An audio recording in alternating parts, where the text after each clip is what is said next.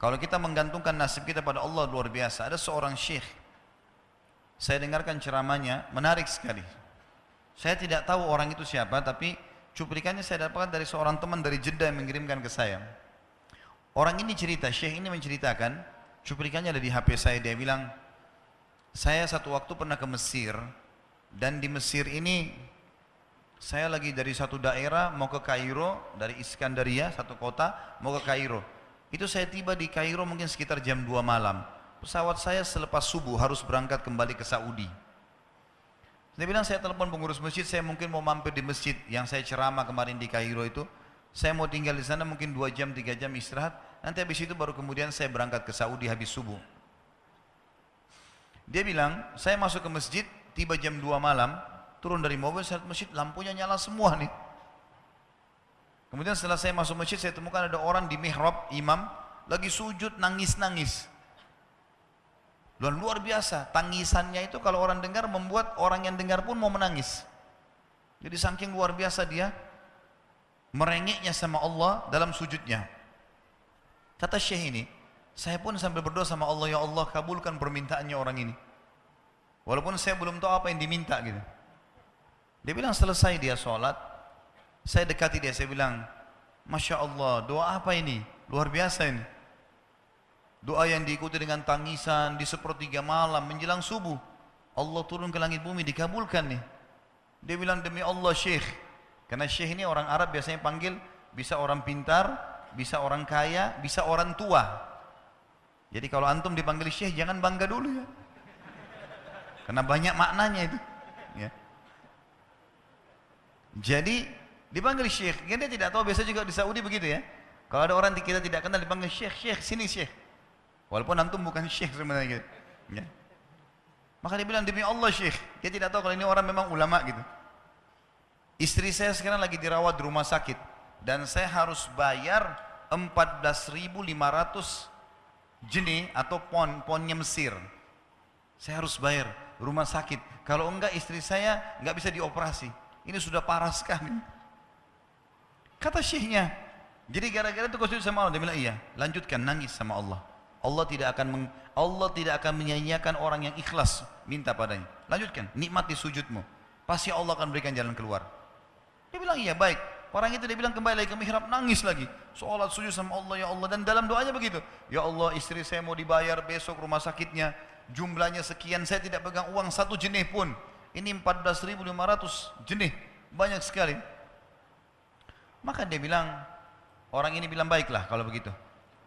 Syekhnya ini bilang, saya mau tidur dulu. Saya istirahat 1 jam, menjelang azan subuh dia bilang, ada marbot masjid datang bangunin saya. Sudah azan, saya sholat qabliyah, sholat sunatul fajr. Waktu iqamah, pengurus masjid tahu kalau dia ini ulama, dipanggil, dia bilang, syekh tolong jadi imam. Dia bilang, saya capek, baru istirahat 1 jam, 2 jam malam. Biarlah imam. Dia bilang, tidak apa-apa, ayat-ayat pendek aja, baca surah-surah pendek aja. Kata syekh, baiklah. Dia bilang, saya baca surah-surah pendek. Rupanya, mikrofon masjid karena keluar di luar, ada satu pengusaha Mesir, apartemennya itu dekat masjid, dan dia suka ikuti ceramahnya syekh ini di YouTube. Dia bilang, turun dari apartemennya, ikut sholat berjamaah di masjid, karena dia kenal suaranya orang ini gitu. Begitu selesai sholat, dia bilang, saya lagi zikir, datang orang itu. Dia bilang, syekh, ahlan wa sahlan di Mesir. Saya salah satu penggemar anda di YouTube, dan saya dengar suara tadi. Saya tadi mau sholat di masjid lain, saya ke masjid ini. Dia bilang, syekh, saya mau minta tolong satu hal. Kata syekhnya, kenapa?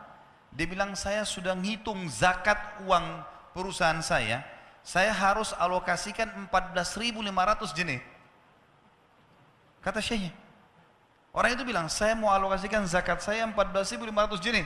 Kata syekhnya, saya nangis, dengar itu. Nangis, saya terisak-isak. Kata orang itu, kenapa anda nangis? Syekh bilang, saya nggak bisa jelasin.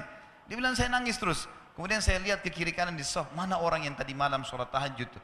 Makanya ada di ujung. Dipanggil sama syekh, fulan kesini, datang. Dia bilang, ceritakan masalah kamu apa? Dia bilang, syekh, saya punya masalah, istri saya dioperasi, harus bayar 14.500 jenih hari ini, kalau tidak nggak operasi. Kata syekhnya, tiba-tiba si pengusaha ini nangis-nangis. Orang ini juga heran, kenapa kalian berdua menangis? Dia masih bingung kenapa gitu. Kata syekhnya, biarin orang ini yang jelaskan. Yang punya usaha bilang apa? Demi Allah Syekh, saya sudah 1 minggu taruh uang ini di lemari saya, sudah 1 minggu. Setiap hari istri saya bilang, turunkan, lakukan haknya Allah, zakat itu keluarkan. Dia bilang, saya ingin dapat 1 orang yang saya kasih langsung, daripada saya bagi-bagi. Saya mau 1 orang saya kasih, selesaikan masalah dia. Dan Allah selamatkan saya di akhirat. Orang ini jadi nangis. Orang yang punya minta butuh, nangis. Kata pengusahanya, ini uangnya silakan, 14.500. Semoga Allah selesaikan urusan saya di akhirat gara-gara saya bantu kamu. Kata syekhnya, demi Allah yang terjadi, orang ini, yang siapa namanya? Orang yang punya uang ini, yang dikasih uang, dia tiba-tiba lupakan saya dan lupakan si pemilik uang. Dia langsung angkat kepalanya ke langit sambil menangis mengatakan, ya Allah, aku mencintaimu. Terpenuhi kebutuhannya, gitu kan? Kuasa Allah. Teman-teman, cuman kita selalu buru-buru. Kalau seseorang kita di perusahaan mau dinaikkan gajinya saja, mau naikkan jabatannya, dia harus tulis permohonan. Tidak mungkin juga baru hari ini dimasukkan kemudian ketuk ruangan di rootnya, mana permintaan saya kemarin, atau hari ini, nggak mungkin. Seminggu dia sabar, 2 minggu dia sabar dengan berharap datang panggilan. Kenapa dengan Allah Subhanahu Wa Taala kita tidak begitu, teman-teman? Banyak orang buru-buru dan kebanyakan orang mau menggantungkan permintaannya kepada Allah hanya pada hal-hal yang kecil, hal yang besar tidak, atau sebaliknya, hal yang besar, hal yang kecil tidak. Kenapa tidak pernah minta sama Allah dikasih motor, dikasih mobil, dikasih rumah? Kenapa hanya minta kalau penyakitnya dihilangkan baru kembali kepada Allah? Itu pun seringkali kita jadikan Allah nomor 30, teman-teman sekalian. Ke dokter ini, ke dokter itu, resep ini, resep. Nanti kalau sudah mentok nggak bisa sembuh baru sholat tahajud. Hah? Salah. Islam mengajarkan kita apa? Sebelum makan berdoa, sebelum tidur berdoa, sebelum aktivitas berdoa, sebelum ke dokter doa dulu supaya Allah jadikan kesembuhan. Karena dokter resepnya cuma semoga lekas sembuh. Tidak ada pasti sembuh. Makanya teman-teman sekalian, kembali kepada Allah adalah jalan yang paling luar biasa gitu. Coba merengek kepada Allah SWT. Allah pasti tidak akan pernah memungkiri janji-janjinya.